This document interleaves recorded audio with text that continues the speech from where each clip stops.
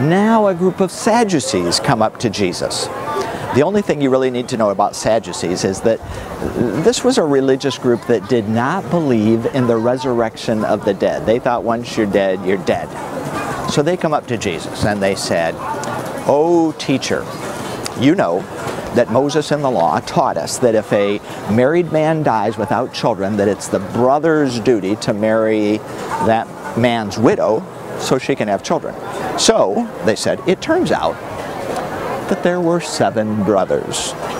The first brother marries a woman, but dies without having any children.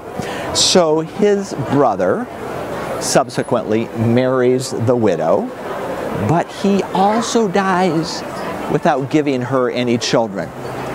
And now the third brother does the same thing. He marries her, but he also dies without giving her any children. And the fourth brother marries her, no children, dies. Fifth brother marries her, no children, dies. Sixth brother marries her, no children, dies. Seventh brother marries her, no children, dies. Now, the Sadducees get to the point. Now, they said, in this resurrection of yours, which one of them will be her husband? Jesus turned to them and said, "Look, I get it. In this world, everybody gets married. But if you're considered worthy to be a part of that next age, to be a part of the resurrection of the dead, there's not going to be any marriage there. People are not going to be getting engaged there. In fact, there won't be any dying there because they will be like angels. They'll be children of God because they'll be children of the resurrection." Then he said, "Didn't even Moses in the story of the burning bush teach that there was a resurrection of the dead?" Because when he talked about the Lord, he said, "The Lord is the God of Abraham, is the God of Isaac, is the God of Jacob. He's not the God of the dead. He's the God of the living, because in him everyone is alive." Now, standing beside Jesus were some men who were teachers of the law, and they said, "Oh, teacher, that was a great answer." And from that point on, nobody dared to ask Jesus any questions. But now he turned the tables and asked them a question. He said, "So why do people say that the Messiah is the son of David? I mean, how can that be?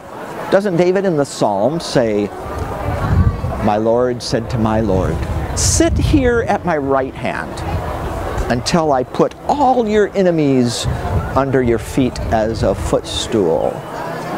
So how can the Messiah be the son of David if David calls him my Lord? And watch out," he went on, "for the teachers of the law." Yeah, the kind of people who like to walk around in those flowing robes, the kind of person who likes to be greeted reverentially in the marketplace, the kind of person who likes the best seat at church, the kind of person who wants to sit at the head table at the banquets.